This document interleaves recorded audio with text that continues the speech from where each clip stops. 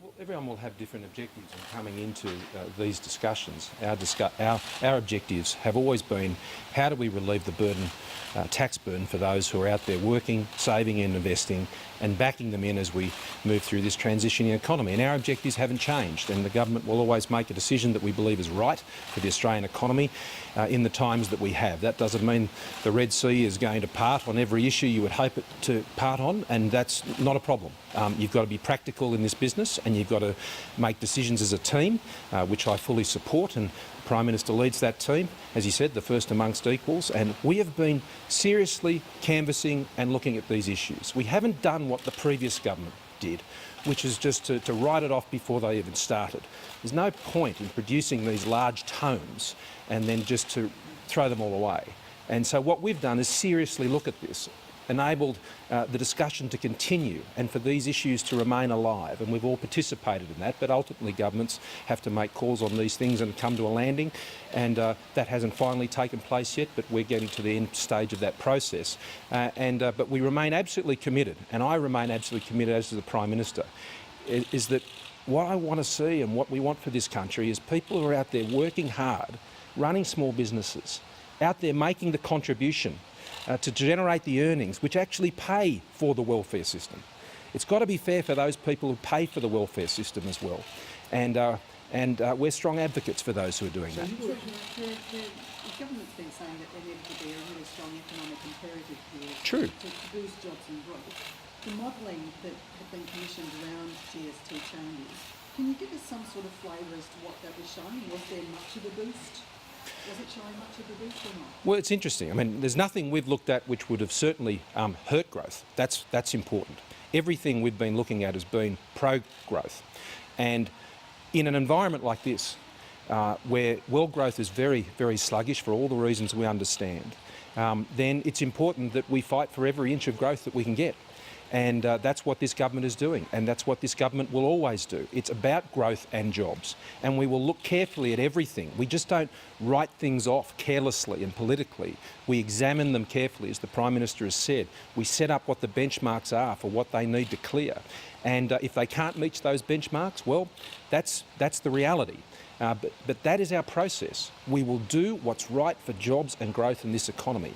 And I'm part of the team that's doing that, and the Prime Minister is leading that process.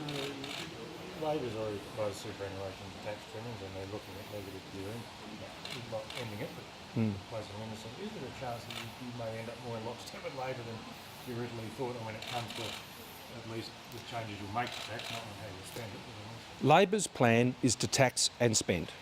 We will not be in lockstep with that plan. I've given you my answer.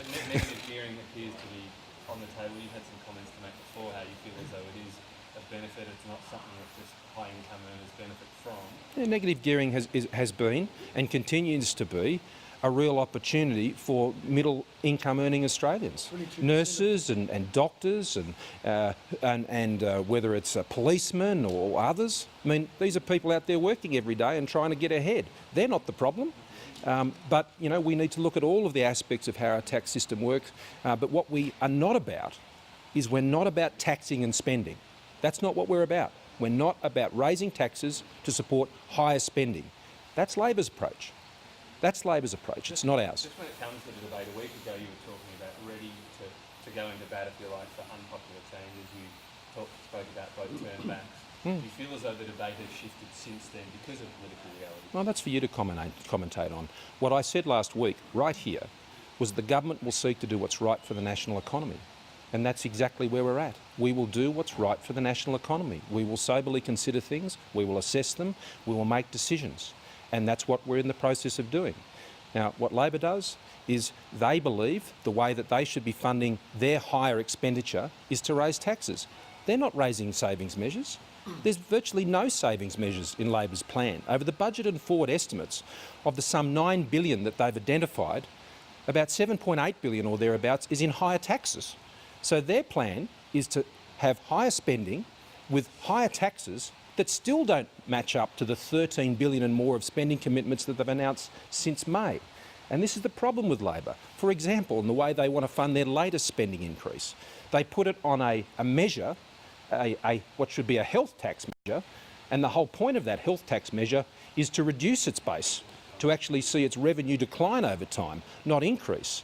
And they've used a revenue measure that, if it does its job, will decline to pay for an expenditure that is going to increase.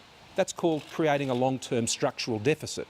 That is not a plan for jobs and growth, and that is not what this government will do. Are you leaving the... Sorry, go on. Stuart, sorry, Treasurer.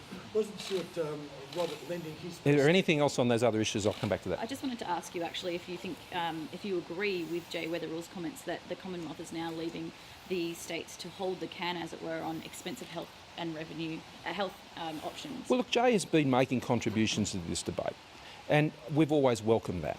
But if the proposition was that you should increase the GST to give the states a bucket of money to spend more, that has never been a proposition that I'm sure you know that I or the government have countenanced. We've been very clear about that. I was very clear with the Treasurers about that when we met last year. So if that's what the purpose was, then that has never been something the government has really given any comfort to. We have never been about trying to increase taxes to support higher spending. That is not our objective. Our objective, what has driven us through all of this, for the whole reason of examining this and dealing with the vagaries that come with that and the criticism that comes with that, is that we'll leave no stone unturned when it comes to finding ways to reduce the income tax burden on people who are out there earning money every day in this economy. And if that means on occasion those plans don't come to fruition, what Australians should know is we're going to be looking for it all the time. That is our motive, that is our incentive, because we believe that is the way to back Australians in this transitioning economy. You don't back them in by increasing taxes to support higher levels of spending. That's not a plan for jobs and growth. Okay, last one. Stuart Robert lending his prestige as an Australian government minister to his business mate up there in China? That is, I think that's an offensive suggestion, Paul. It's a massive overreach and it's a shocking beat up. Thank you.